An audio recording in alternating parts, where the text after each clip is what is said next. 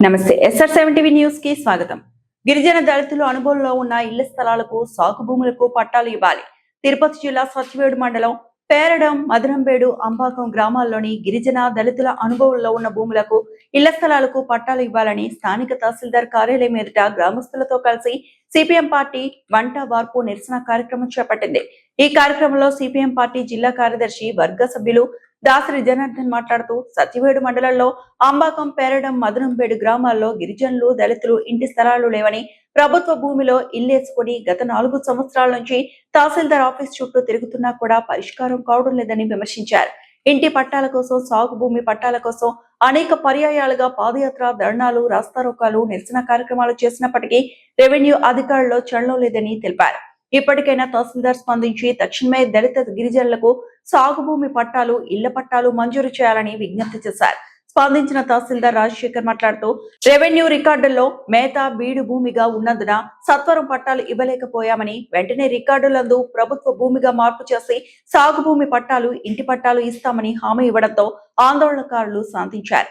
ఈ కార్యక్రమంలో సిపిఎం సత్యవేడు ప్రాంతీయ కార్యదర్శి మెలుగు రమేష్, KVPS జిల్లా ఉపాధ్యక్షులు దేశాన్ని, అరుణాచలం యువజన సంఘం నాయకులు మురళి, సిపిఎం పార్టీ మండల కమిటీ సభ్యులు కృష్ణయ్య, మునుస్వామి, ఎల్లయ్య, రాజేంద్ర, మహేంద్ర మరియు గ్రామస్తులు పాల్గొన్నారు.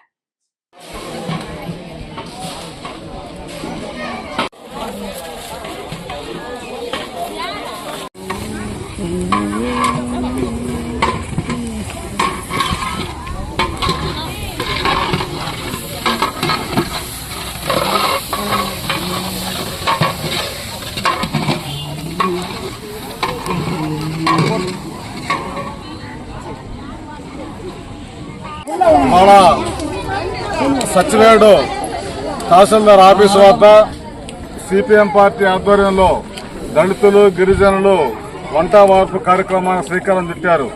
ఎందుకంటే గత 4 సంవత్సరాలు పైగా ఇదే తహసీల్దార్ ఆఫీసు వద్ద రకరకాల ఆందోళనలు, ధర్నాలు నిర్వహించి అర్జీలు ఇచ్చి పేదలకి, దళితులకి, గిరిజనులకి ఇంటి స్థలాలు కావాలని చెప్పి, సాగు భూములు కావాలని చెప్పేసి అనేక పర్యాయాలు అర్జీలు ఇవ్వడం జరిగింది.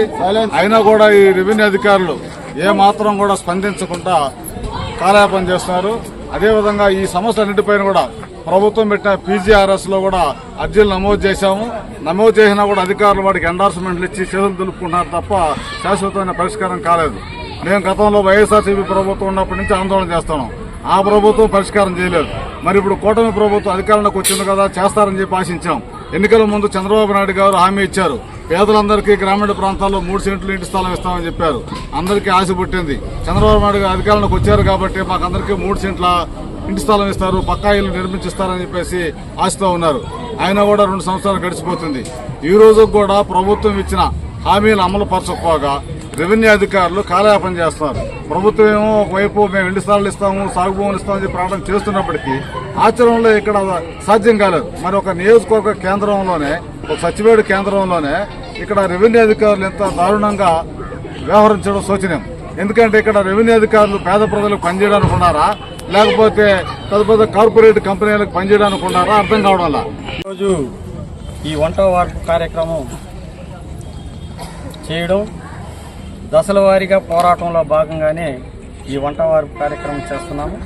ఇదే కాకుండా మళ్ళా MR ఆఫీసులనే ఉండేటటువంటి పోరాటం కూడా చేయబోతున్నాం. ఎందుకంటే పేదవాళ్ళంటే అంటరాని వాళ్ళుగా ఈరోజు ప్రభుత్వం 99 పైసలకే ఎకరా భూమి ఇస్తామని అని చెప్తా ఉంది. ఈరోజు వాళ్ళ నివాసం ఉన్న స్థలాలకి పట్టాలు ఇవ్వకుండా స్థానికంగా ఈ పోరాటం ద్వారా హామీలు ఇచ్చి కలెక్టర్ దగ్గర దాదాపు PGRS కింద 3 సార్లు, అదేవిధంగా గ్రీవెన్స్ సెల్, ఇప్పుడైతే స్పెషల్ గ్రీవెన్స్ సెల్లో కూడా ఆంబాకం, పేరడం, మదనంబేడు ఇక్కడ దళితులు, గిరిజనులు చాలా ఇబ్బందులకు గురి అవుతున్నారని చెప్పి అనేక దఫాలు ఈ పోరాటం మెప్పు పొందింది. గత ప్రభుత్వం దగ్గర కూడా జాతీయ కమిషన్ దాకా కూడా లెటర్లు ఇవ్వడం జరిగింది. అప్పుడు కలెక్టర్కి ఇవ్వడం జరిగింది, ఇప్పుడు కలెక్టర్కి ఇవ్వడం జరిగింది. అంటే ప్రభుత్వాల్లో మార్పు ఏమి రావడం లేదు. ఇక్కడ గిరిజనులు, దళితుల్ని చాలా హీనంగా చూసేటటువంటి పరిస్థితుల్లో ఈ కూటమి ప్రభుత్వం ఉంది. దీన్ని మార్చుకోవాలి. ఒక పక్క మీడియాతో పేదలకు ఇళ్ల స్థలాలు ఇచ్చేస్తామని చెప్పి ఓదరగొడుతున్న ఈ ప్రభుత్వం నిజంగా ఏ మండలాలు చూసినా ఇలాంటి పోరాటాలు కొనసాగుతూ ఉంది.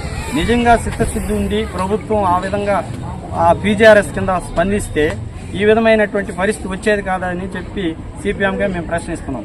కాబట్టి నిరసన కార్యక్రమం యొక్క ప్రధాన ఉద్దేశం మన నాయకులు చెప్పారు. నేను చెప్పబోయేది ఏంటంటే, భారత రాజ్యాంగం ప్రకారం ఈరోజు ఇక్కడున్న తహసీల్దార్ గారు కానీ, లేకపోతే రెవెన్యూలో ఉన్న ప్రతి అధికారులు కానీ, అలాగే పోలీస్ అధికారులు కానీ ఇక్కడ ప్రజల జీతాలు తీసుకుని ప్రజలకు పనిచేయడం లేదు. దానికి ఉదాహరణ ఏంటంటే, ఇప్పటికి టైం 11:30 అవుతుంది. ఇంతమంది ప్రజలు వచ్చి ఇక్కడ టెంట్ వేసుకొని కూర్చో ఉన్నారు.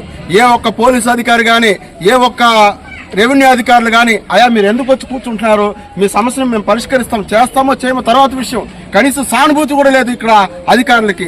వీళ్ళు ఖచ్చితంగా ప్రభుత్వంలో ఉన్న అర్హత కోల్పోయే రాజ్యాంగం ప్రకారం. అదేవిధంగా ప్రజలందరూ కూడా ఆలోచించాల్సిన విషయం ఏంటంటే, ఇక్కడున్న ఆఫీస్ ముట్టడి కార్యక్రమం చేయబోతున్నామని చెప్పి మన ప్రజలందరూ ముందు, ఎందుకంటే మేము పాదయాత్ర చేసాం, ధర్నా చేసాం, కలెక్టర్కి అర్జీ ఇచ్చాం, రిలే నిరాహార దీక్ష చేసాం, వంట వార్పు కార్యక్రమం చేశాం. అయినా కూడా ఈ ప్రభుత్వంలో చలనం లేదు. ఇంకా చేయవలసింది ఒకే ఒకటి, ఎంఆర్ఓ ఆఫీసు ముట్టడి కార్యక్రమం, లేదా ఇతర రాష్ట్రాల్లో జరుగుతున్నట్టు అధికారులు గాడి తప్పితే ఆ అధికారులను గాడి తప్పడానికి ఇతర మార్గాల్ని అనుసరించి ఖచ్చితంగా ఒకటి ఇక్కడ ఉంటే వాళ్ళు పని చేయాలి. ఈ ప్రజలకి జీతాలు తీసుకున్నారు కాబట్టి మేమే దయగా కోరడం లేదు. ఒక జీతాలు ప్రజల జీతాలతో తీసుకున్నారు కాబట్టి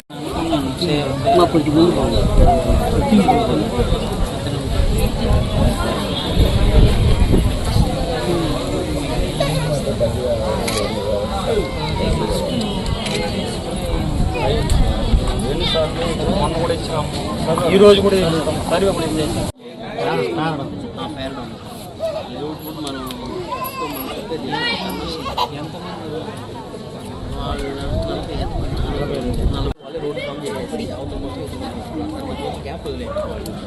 అక్కడ ఒకటి